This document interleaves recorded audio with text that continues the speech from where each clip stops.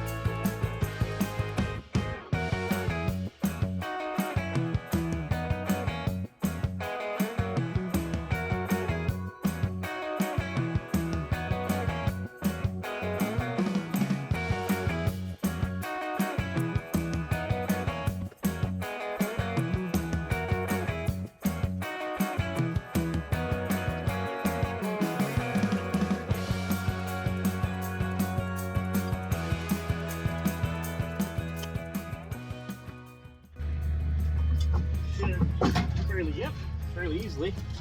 Come out of there right like that. And just like that, whoop, it's pissing all over me, pissing brake fluid, but just like that, we do have our master cylinder out of there. A little bit gross, but nothing a little wire brush and some bench work can't clean up. Nothing end of the world bad. All right, our next step is we're gonna pull that brake booster off there because I do want not fully manual brakes. I would like a little bit of assist on the pedal. So we're gonna get that out of there, pull the pedal and everything out from under the dash, that whole assembly, pop it out, and then we might go over there to the Chevelle and look at how difficult it's gonna be to mount it. We're not gonna mount it today, but just kind of look at what we're getting ourselves into with it, because that thing does have full manual brakes.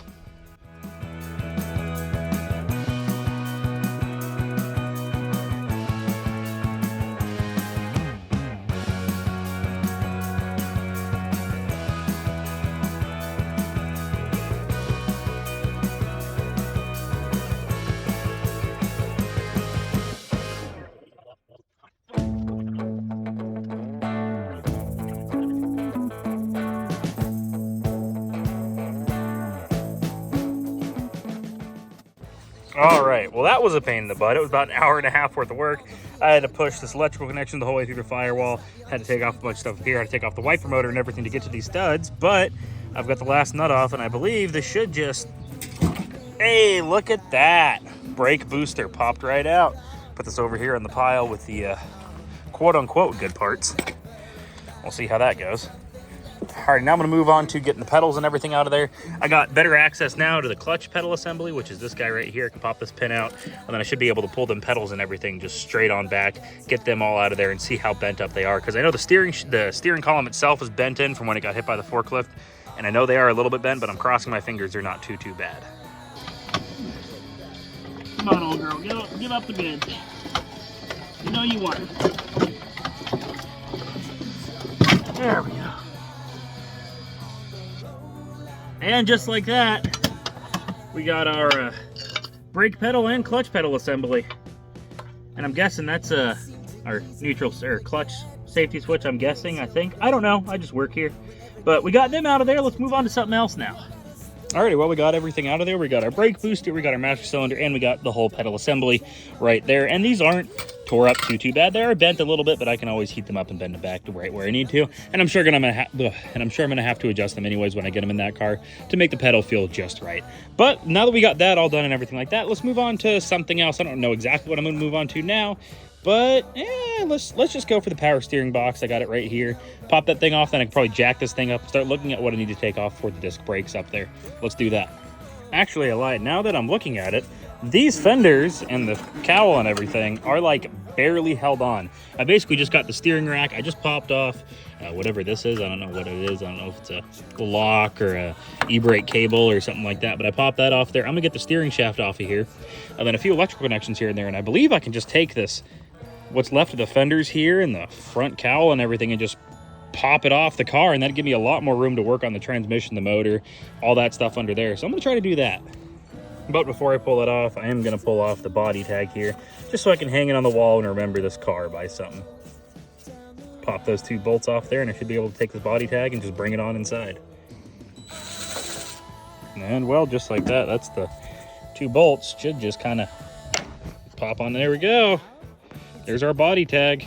Yeah, I'll keep that so when I restore this car, I can have the original equipment. Oh yeah.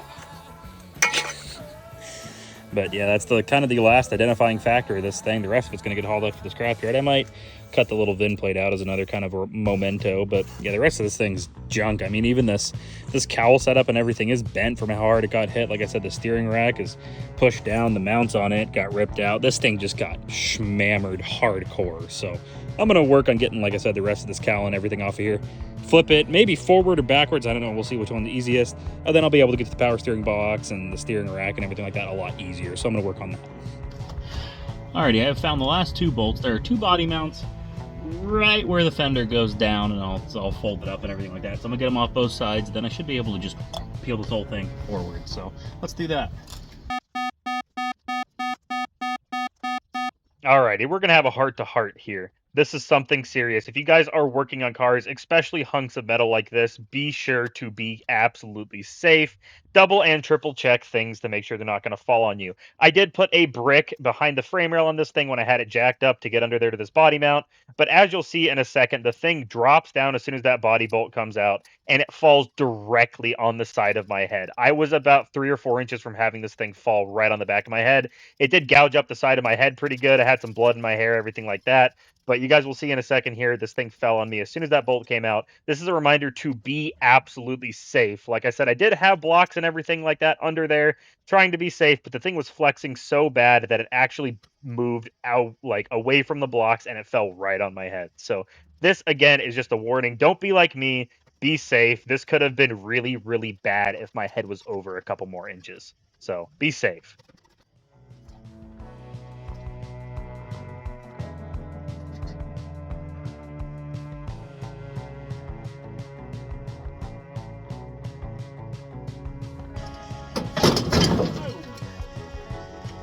Ouch. See, that's why you don't do that. Landed right there on the side of my face. All right, now it's time to do the same thing on this side, but a little bit safer this time because I don't want to take off this side of my head. So let's do that all over again.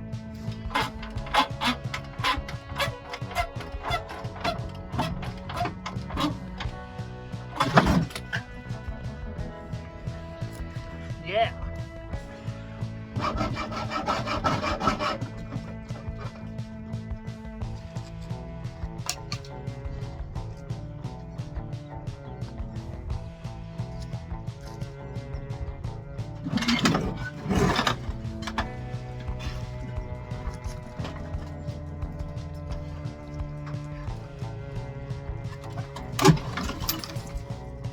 Yeah.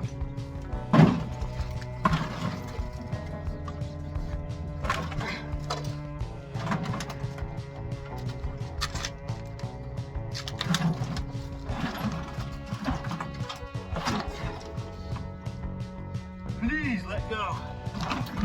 Just let go. You are so unbelievably close to letting go.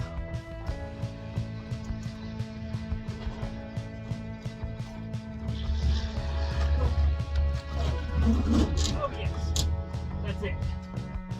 Just let go. That gear shift is no longer hard.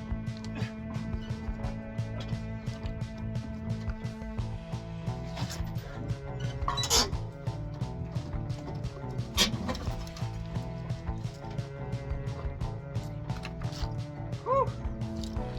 There she is. Beautiful frame and transmission. Woo-wee. That was a workout. May have my beer belly, but I got that dad bod strength, bud. Goddamn do I.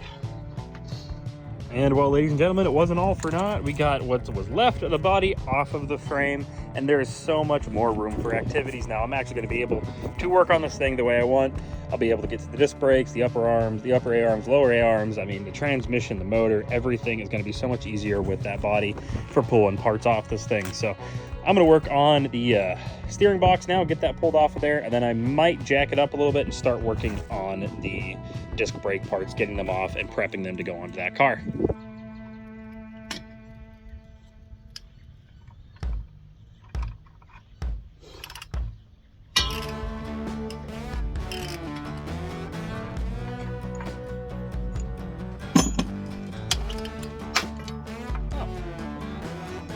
Well, hey, that's all right. That's a... Wow, that bolt got rusty. Look at that. There's only like half of it left. Holy crap. There's like nothing left of it.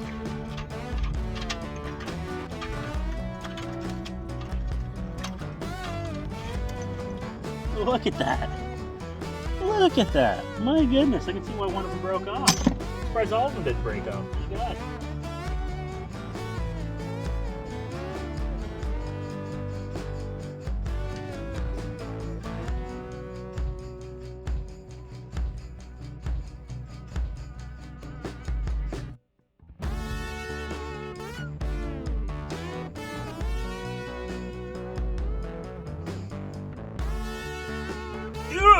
Look at that power steering box, nice and beautiful with that amazing bolt in there. I'm sure we're gonna have a fun time getting that out of there.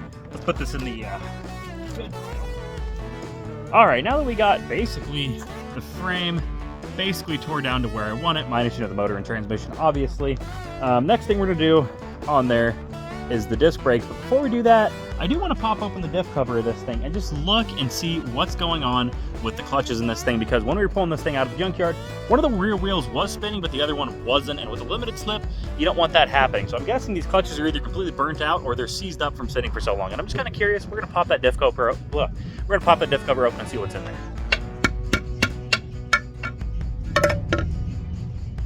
Oh, there is still grease in it. I did not expect there to be grease in it. Oops. Alrighty, well, there was oil in it. I did not expect there to be. And it actually is in pretty good shape. It doesn't look too dark. But as you guys can see in there, there's the clutches. We got the clutches, we got the spring, and everything in there doesn't look too bad. And it's actually pretty darn beefy. No rust, no odd corrosion, no big wear marks. So that's a super big win for this. I'll be able to pull that center section out, pop it into that car without too much fuss. And if I need to, I can switch out these little spider gears right here from that differential to this differential to make sure that my spline count works.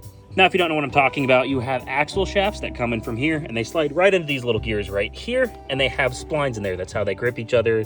You know, the higher the spline count, normally the stronger it is. On something like that, it's probably a pretty darn small spline count, so I'm going to try my best to keep these axle shafts in this thing and move it over to there. But if the difference is enough, because I know these things do have a width difference, if they're enough where it's not going to work, I can switch these little spider gears over from that differential to this one and then use the axle shafts that are in there to make all this work pretty darn easily.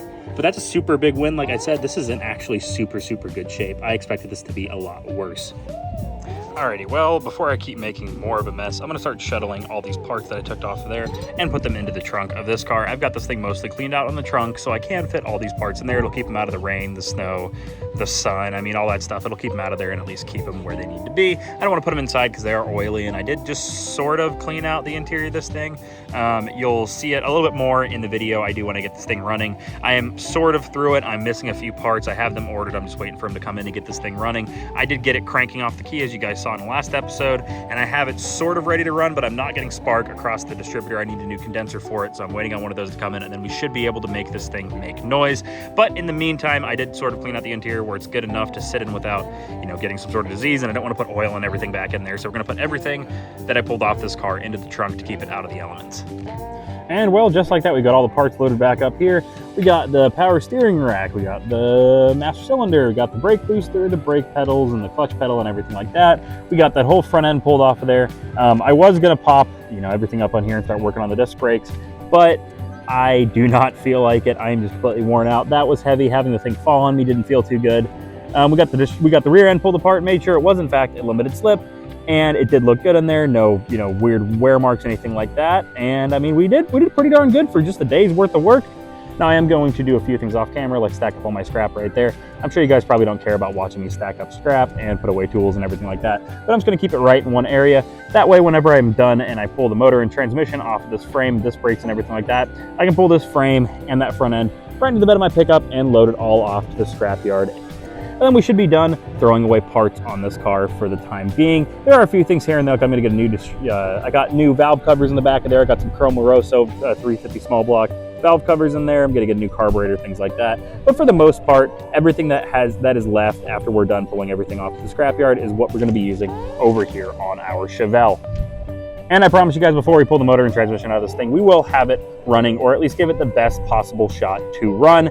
I don't know if this thing is blown up. Like I said, they parked it back in the 90s because it was smoking like a choo-choo train. So you never know. It could have absolutely zero compression because the valves are shot or the piston rings are shot or anything like that. But I'm going to give it my best shot for you guys. And well, without further ado, this was Josh from Riskers and Wrenches. This was us starting to pull apart what's left of our Camaro, or 1978 4-speed Camaro for our Chevelle. It is basically a pile of parts now, but this is basically getting pretty darn close to where we're not going to be messing with these parts anymore. We're just going to be start fitting them to our Chevelle. And if you guys like this type of content, make sure to let me know down in the comments. If you like it, like it. If you dislike it, dislike it. If you like this type of content in general, subscribe. I only do car stuff here on this channel. I don't do gaming content. I don't do daily vlogs, anything like that. I just do car content and stupid things like that, like my old Toyota over there that we're turning into a flatbed. I got my $1,000 pickup truck there. I've got the Chevelle like you guys saw. I've got that shop in the backyard, or in my back behind me, full of motorcycles and things like that. I've got a bunch of stuff that is always going to be uploaded here to this channel. But without further ado, this was Josh from Riskers and Wrenches. I hope you guys have a great day. I'll see you guys in the next one. Peace out.